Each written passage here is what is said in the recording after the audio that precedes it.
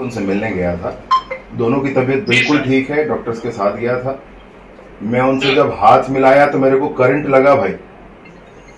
जब इतना जज्बा है जवानों में, और दोनों ही बहुत ज्यादा था सर। फिर भी सभी जवान बहुत हाईली मोटिवेटेड थे, क्योंकि हम लोग पहले भी ऐसा ऑपरेशन किया, रात भर चल चल के गश्त किए सब, लेकिन नक्सली से टकराते नहीं थे। फिर कल हुआ तो अच्छा किए सर, सभी जवान बहुत अच्छा किए सर। बहुत अच्छा हुआ। कल मैं मिलने गया किए सर। अच्छा। तो 3 अलग अलग पार्टियां बनाए थे। घेराबंदी वाली 2 पार्टी थी, एक पार्टी सर्चिंग पार्टी थी, और नक्सली का फर्स्ट फायरिंग हुआ सर। उसके बाद सभी जवान नक्सलियों को फायर एंड मूव करते करते उन लोगों को घेर लिए सर। तो जैसे नक्सली हमारे जवानों को पहले शहादत पहुंचाया है, वैसे उस जगह को जहाँ पे लोकेशन मिला था उस जगह को सर्च किए तो नक्सली रात को ही निकल गए थे सर। हम लोग मॉर्निंग में पहुंचे। अच्छा। उसके बाद हम लोग तक जंगल में ही बने हुए थे सर। फिर एसपी सर से बात हुआ 8:30 बजे सुबह, कल सुबह 8:30 बजे। अच्छा। तो सर बोले कि नक्सलियों का जो लोकेशन है वो मोबाइल ट्रैक किए, तो उस जगह को जहाँ पे लोकेशन मिला था उस जगह को सर्च किए तो नक्सली रात को ही निकल गए थे सर। हम लोग मॉर्निंग में पहुंचे। अच्छा। उसके बाद हम लोग तक जंगल में ही बने हुए थे सर। फिर एसपी सर से बात हुआ 8:30 बजे सुबह, कल सुबह 8:30 बजे। अच्छा। तो सर बोले कि नक्सलियों का जो लोकेशन है वो मोबाइल ट्रैक किए। लक्ष्मण जी, मैंने सब आपको देखना चाह रहे थे भाई यहाँ पे। देशमुख जी, भाई रामचंद्र जी, अरे गजब गजब गजब किया आप लोगों ने। पूरे देश में चर्चा है, सबको खुशी है, सबको प्रसन्नता है, और सब लोग आपको खूब बधाइयां दे रहे हैं। आपको भी बधाई सर, कोई बहुत बहुत सर करने के लिए।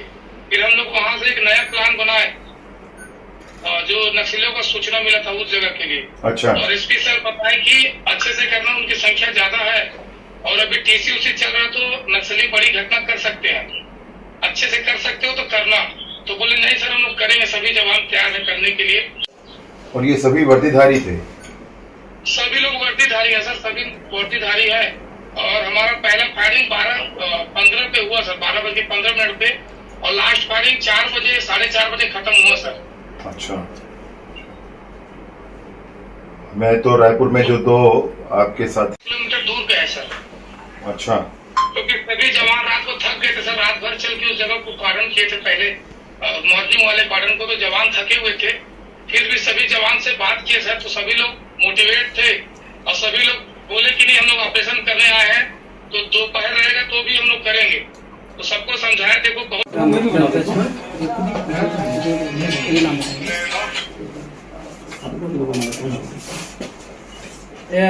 ये बात करना ना, या बैठ के कर लीजिए, ऐसा होगी वीडियो ले लेंगे। लाइव फ्रेम चालू कर। हाँ बताइए। में आए, बस्तर के गांव में बिजली पानी पहुंचने दें, हमारा इतना ही कहना है उन लोगों से। ठीक है, आपको सबको जवानों को हार्दिक बधाई, बहुत सारी बधाई। थैंक यू सर, बधाई सर, बहुत बहुत धन्यवाद मेरे भाई, बहुत बहुत जय हिंद सर। जय हिंद मेरे भाई, जय हिंद। में बताएंगे सर, घटना इस प्रकार हुआ सर, हम लोगों को एक दिन पहले सूचना मिला था कि नक्सलियों का जो लोकेशन है वो बिना गुंडा और खलपर के बीच का है सर, वो किसी ग्रामीण को मारने वाले हैं। उस सूचना के आधार पर एसपी सर हम लोगों को प्लान भेजे सर। टोटल हम लोग 187 जवान गए थे सर, जिसमें बीएसएफ के 20 जवान थे, बाकी हमारे जिला बल और डीआरजी। दोनों में कोई परेशानी नहीं है, बस एक आग्रह आप सभी से है मेरा, और आप इस मेरी बात को नीचे भी पहुंचाए। मैंने आईजी साहब से और एसपी साहब से भी बातें की है इस विषय पर। अति उत्साह में कोई ना आए, सुरक्षा का पूरा ध्यान रखें, सुरक्षा का पूरा ध्यान रखें। हम सब आपकी चिंता करके बैठे हैं, परंतु अति उत्साह में बिल्कुल ना आए कोई भी, और कुछ भी ऐसा है तो पूरी योजना से, पूरी सुरक्षा के साथ ही आगे बढ़े। बाकी दूसरे तरीके से भी बात कर रहे हैं उन लोगों से, वो चाहें तो, और आपके जवानों के भुजाओं की ताकत से सब संभव हो सका है। तालमेटला मुझे याद आया कल, इसी अप्रैल का महीना था 2010 का, 76 जवान शहीद हुए थे उसमें, वो दिन याद आ गया। बधाइयाँ, हृदय से बधाइयाँ आपको, हृदय से बधाइयाँ। मैं जिंदगी भर खड़े रहूंगा आपके लिए, कोई भी विषय हो मेरे लायक जरूर बताएं। सर बहुत सर आपका भी बहुत बहुत बधाई सर। बहुत प्रेरणा बढ़िया। स्रोत बहुत बढ़िया। कैसे बात आपसे प्रेरणा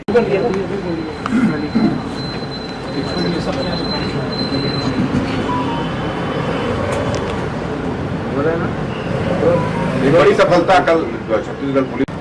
अरे बिल्कुल है, मतलब ये है इंसास मिलता है, AK-47 मिलता है, तो ये क्या है भाई, कहाँ से आ रहा है आखिर? मतलब बहुत बड़ा षड्यंत्र है देश के खिलाफ, बहुत बड़ा षड्यंत्र है, और उसमें हमारे ही कुछ लोग मिलकर के इस तरह के काम करेंगे तो फिर नहीं चलता है। और किसी को भी ये अधिकार नहीं है, किसी को भी ये छूट नहीं है कि देश की में जनता मरते रहे और देश के विकास को कोई बाधा करके बैठे रहे और उसका आप समर्थन करते रहें। ये बिल्कुल इस बात की छूट नहीं हो सकती है। सर ये तो नहीं सहा जाएगा, उनको जवानों से माफी मांगना होगा, और नहीं मांगेंगे तो जनता माफ नहीं करेगी उनको। जवानों के सामर्थ्य पर, जवानों के कंधों की ताकत पर कल जो कुछ हुआ है कांकेर के दक्षिण में और नारायणपुर के उत्तर में, उस ऑपरेशन में बड़ी सफलता, आज तक की सबसे बड़ी सफलता सुरक्षा बलों को मिली है। इसके लिए CRPF, DRG, Bastar fighters, CAF, इन सभी के जवानों को मैं हृदय से बधाइयां देता हूं। एक बड़ी जिम्मेदारी आपके पास है। मैंने आम जनता से भी विनम्र अपील की है कि पुलिस के निर्देशों का, पुलिस के द्वारा दिए गए सलाहों को वो माने। मैंने फोर्स के सभी जवानों से विनम्र अपील की है कि निर्देशों को वो माने और सलाह को पुलिस के माने, ये बहुत आवश्यक है। अमित शाह भैया मैं जवानों से मिला हूं, जब मैंने उनसे हाथ मिलाया तो मुझे करंट लगा है, करंट। आप एक वीडियो है, आप देख लें किस तरह से जज्बे के साथ बात कर रहे हैं। एक जवान जिसको गोली लगी है, एक जांग से गोली पार होकर के दूसरे जांग से पार होकर के पार निकल गई जो गोली, वो जवान मुझसे कहता है कि मुझे लेके आ गए, मैं तो और लड़ना चाहता था। मतलब गजब है भैया, गजब। ये जो DRG मुठभेड़ हो रहा है बहुत दुखद है, और मैं निसंदेह इस बात को कहना चाहता हूं कि जब तक कांग्रेस की सरकार रही, जब आज इस तरह की बात शुरू हो रही है, भूपेश बघेल जी कह रहे हैं कि एनकाउंटर फर्जी है, तो मैं क्या उन दो जवानों से मिलकर मैं आया हूं जिनको गोली लगी है, क्या वो फर्जी है? मैं ये कहना चाहता हूं कि ये वर्दीधारी सारे के सारे 29 के 29 वर्दीधारी थे, क्या ये गलत है? उनके पास से SLR, इंसास, AK-47, 303 राइफल्स ये सब मिले हैं, तो क्या ये गलत है? इस तरह का भ्रम फैलाने की कोशिश पूरे समाज में, ये बहुत गलत है। आपने अपने कार्यकाल में 250 सड़कें बनाने के लिए कभी ध्यान नहीं दिया, 90 से अधिक पुल पुलिया बनाने के लिए ध्यान नहीं दिया, कभी ऑपरेशंस के लिए ध्यान नहीं दिया। और जब भाजपा के कार्यकर्ताओं की हत्या होती रही, अन्य लोगों की हत्या होती रही, तो घड़ियाली आंसू बहाते रहे आप। आज आप इस तरह की बात कर रहे हैं, ये बहुत दुर्भाग्यजनक है। ये बिल्कुल ऐसे नहीं होना चाहिए, ये बहुत गलत है, और हर बार अब इस बात को सख्ती के साथ ही किया जाएगा। जब हत्याएं होती हैं तब कहां होते हैं ये लोग, तब क्यों नहीं बात करते हैं? आज फिर से इस तरीके की बात कर रहे हैं। मैं अगर जाऊंगा तो फिर बात दूर तक जाएगी। क्या क्या उनके परिवार में लोगों ने कहा है, ये सब दुनिया जानती है। ये दुर्भाग्यजनक है, बहुत दुखद है। वो प्रदेश के मुख्यमंत्री रहे हैं, उनको कम से कम ऐसे नहीं कहना चाहिए। और जिस तरीके से राहुल गांधी जी ने पहले यहीं बिलासपुर में कहा था झीरम के संदर्भ में, जिस तरीके से भूपेश बघेल जी ने कहा कि झीरम के सबूत तो मेरे जेब में रखे हैं, तो आज तक जेब ही में रखे हैं, वो निकालते क्यों नहीं है? सर जब सारा मार्गदर्शन उनका है, सारा मार्गदर्शन उनका है। उनकी संकल्प शक्ति बहुत बड़ी है। 370 समाप्त किया उन्होंने, और तब कहते थे कि कश्मीर में खून की नदियां बहेंगी। अभी रात को 9 से 12 पिक्चर देखने लोग जा रहे हैं श्रीनगर में। ये बड़ी संकल्प शक्ति, और उस संकल्प शक्ति का लाभ छत्तीसगढ़ को भी मिले, ऐसा हम लोग बिल्कुल चाहते हैं। माननीय विष्णुदेव जी की सरकार में काम करते हुए माननीय अमित शाह जी का वो मार्गदर्शन, उनकी वो संकल्प की ताकत, उसके माध्यम से जरूर यहाँ पर नक्सलवाद से छत्तीसगढ़ को मुक्ति मिलेगी, बस्तर से वो काली छाया दूर होगी। अभी जितनी सुविधा है, मतलब उसमें हेलीकॉप्टर जवानों को मिलने में कहीं देरी नहीं होती है, उनको तुरंत लिफ्ट किया जाता है।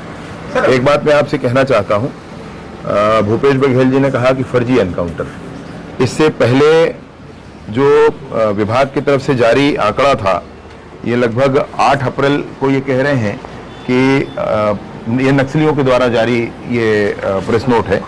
इसमें मध्य रीजन ब्यूरो केंद्रीय कमेटी, ये ऐसा माओवादियों के द्वारा जारी ये नोट है।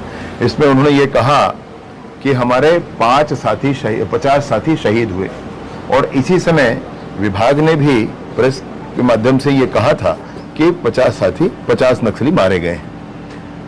ये पहली बार है। पुलिस महकमे ने भी कहा कि 50 मारे गए हैं, और नक्सलियों ने भी कहा कि 50 मारे गए हैं। उसके बाद ये दूसरी घटना है जो 29 है। सभी के सभी वर्दीधारी हैं और बड़ी मात्रा में असला बरामद हुआ है। कोई कैसे कह सकता है कि ये फर्जी मुठभेड़? ये कोई कैसे कह सकता है? मतलब कहने वाले को एक बार सोचना तो चाहिए। जवानों ने अपने जान की बाजी लगाकर जिस काम को किया है, आप उनका अपमान करेंगे? ये दुर्भाग्यजनक है। ये आने वाले भाजपा के वो कार्यकर्ता हैं, फिर से कायराना ढंग से उनको मारा गया है। पंचम दास जी उप सरपंच भी हैं थे। ये एक विशुद्ध कायराना हरकत है। फिर से आम व्यक्ति को मार दिया जाए, आपके हाथ में बंदूक है, आप चला लें उसको, किसी भी को मार दें आप। ये क्या घटनाएं हैं भाई? इसीलिए तो फिर बात होती है। लेकिन सरकार हर क्षण हर समय चर्चा के लिए तैयार है, बातचीत के लिए तैयार है। विष्णुदेव जी की सरकार माननीय अमित शाह जी के मार्गदर्शन में जो इस दिशा में काम कर रही है, उसमें बहुत स्पष्टता के साथ हम लोग ये कहना चाहते हैं कि कोई एक नक्सली, कोई 2 नक्सली, कोई छोटा समूह, कोई बड़ा समूह, किसी भी माध्यम से, वीडियो कॉल से या किसी मीडिएटर के माध्यम से कैसे भी बात करना चाहें, हम तैयार हैं। शांति बहाल होनी चाहिए। ये सारा खून खराबा सब समाप्त होना चाहिए, और बस्तर के गांव-गांव तक विकास पहुंचना चाहिए। जल जंगल जमीन अगर वो मानते हैं कि ये आदिवासियों का है, तो हम भी मानते हैं कि जल जंगल जमीन आदिवासियों का है। इसमें कोई संशय नहीं है भाई। आप जब से गृह मंत्री भैया, कैमरा अलग से कुछ नहीं है भाई, मोबाइल का कैमरा है, वो हाथ में होता ही होता है। मतलब अब आपको बहुत सारी बातें नहीं कह सकते, लेकिन वो होता ही होता है भाई। वो तो बात होती रहती, लगातार बात होती। और जो पाकिस्तान में सर्जिकल स्ट्राइक होता है उसके लिए ये तो पूरी श्रृंखला काम करते हैं ना, भूपेश बघेल जी से लेकर के राहुल गांधी तक। राहुल गांधी जी ने उस समय प्रश्न उठाया था सैनिकों पर। बाद में जब इमरान खान का वो बयान आया था, वो वीडियो चला था कि बालाकोट की तरह ये बहुत भयंकर इनकी फिर से योजना है, तब लोगों को ध्यान में आया कि बालाकोट में हुआ था वो सही था जब इमरान खान ने कहा। तो भैया जब बाहर से कोई बोलता है तभी मानेंगे, अपने लोगों की बात नहीं मानेंगे। अपना जवान कहता है कि किया मैंने, तो नहीं मानेंगे। तो जवानों को मनोबल तोड़ने वाला काम है एक तरह से। निसंदेह है भाई, मैं बार बार कहता हूं कि इनको जवानों से माफी मांगनी चाहिए। बस्तर फाइटर के जवानों से माफी मांगनी चाहिए, बीएसएफ के जवानों से माफी मांगनी चाहिए, सीआरपीएफ के जवानों से माफी मांगनी चाहिए, डीआरजी के जवानों से माफी मांगनी चाहिए। इनको जवानों से माफी मांगनी चाहिए, और अगर ये नहीं मांगेंगे तो जनता माफ नहीं करेगी। याद रख लें इस बात को।